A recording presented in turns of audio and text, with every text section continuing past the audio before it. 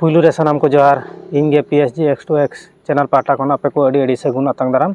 और मारांग को दो इना मन गड़ जोहार और हुडिंग को दो इना गरज दुलड़ थोतना परे चो चाल कते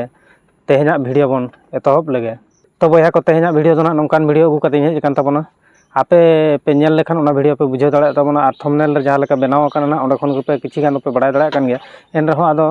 नो भितर सेन बांग बोलो लेन खान भितर रेना कथा बांग बड़ाय तो देलाबन तबे ओना वीडियो क्लिप माई देखा पे ताबन गे इना परे ओना बारे तबन रोपड़ा देलाबन तबे ओना वीडियो क्लिप कटी जतो हर तबन नेल लेगे विरोध कदा आर हिजु कान दिन रहन आदो चेक चला कना ऑलचिकी विरोध रेना दो आम दो ऑलचिकी बाम ओलोआ ठीक गया मेनखान ओना बारेते ओना अपमान लगिन आम रोड दो ओकोय भेजा का मे आर रोड लगिन हो को करम नाम के इन दो निनंगे मेमेन सनिन कना नुइन मेताय कना चाहे ऑलचिकी विरोध रे मेनाय कदा उनिन मेताय कना जे आम दो ऑलचिकी चेदा आम विरोधा कना जुदी हो आम बाम कुसिया कना बांग ओलो सनाय मे कि आर बांग नेल सनाय मे तबे ओना आलम नेला ओकोय हो आम दो बाको बाध्य मे जे से आम ऑलचिकी ते ओलो मे से ऑलचिकी आम अपनार में उनकान जिनिस ओकोय हो बाको मेताम कना आर बाको बाध्य मे आमा जुदी मर्जी बनू तमा ऑलचिकी जुदी हो आमा ऑलचिकी रे गरज दुलड़ बनू तमा खान दो आलम दुलड़ा आलम अपनारा आलम ग्रहणा आम दो ओकोय हो ओंडे दो बाको बाध्य मे जे आम ऑलचिकी तेगे ओलो में मनते से ऑलचिकी आम अपनार में मनते उनकान कथा आम दो ओकोय बाको मेताम कना मेनखान आम दो ओकारे चेत बाबाते मेते तेहेन आम ऑलचिकीम विरोधा कना आर हो चेत चरोके मेना मेना आगाम दिन रोहिन विरोधा आम विरोध कते ऑलचिकी चेत एम बंद लगिदा से चेत एम चिके लगिद सावता रेना ओना दो जानम आड़ांग कना सान्ताल को सावता रेना जानम आड़ांग कना ऑलचिकी दो मेद मार्शल कना मेनखान आम मेन कते दो ओंडे दो चेत हुआ आम बाम सेणाया बाबू आलम सेणाया बाम चेदो आलम चेदो बास हुईना इना गेतो आर चेत आम मेन सनाय मे हो इन दो ऑलचिकी विरोधा ऑलचिकी ते बइन ओलोआ ऑलचिकी दो इन जीवन प्रति खनि घृणा ओहो आम घृणा आम जहां आम बाबू आम लगी दो ऑलचिकी दो बांग कना दुनिया रे सानाम हर को लगी ऑलचिकी कना मेनखान आम घृणा आमते ना जतो हर दो बाको घृणा आम चिली मूर्ख कनाम चेत ते ओलो सनाय मे हिंदी इंग्लिश उड़िया उर्दू जतो आते ओलो मे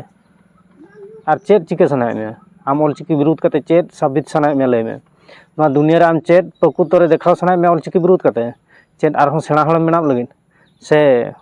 पाका बिल्डिंग em बनाव लगिन तेहेन आम ऑलचिकी विरोधा कना आम दो ओकोय माने ओकोय आयो जानम हपन कनाम से आम दो ओका बुनु भोगे खनम दौड़ दुकना सम्मान दड़िया अलपे सम्माना किंतु अपमान अलप अपना बुझो केदा पे आम उना धर्म बाम कुसिया कना ओना बेपर त रोड गे आलम रोड़ा चला गे आलम चला चे चिका में कोई मनाव का में कोई मेता का में जबरदस्ती चला पगली दीदी आम बारंबार मिटन कथा मेन रगे मेनामा मिटन कथा घोसाव रगे मेनामा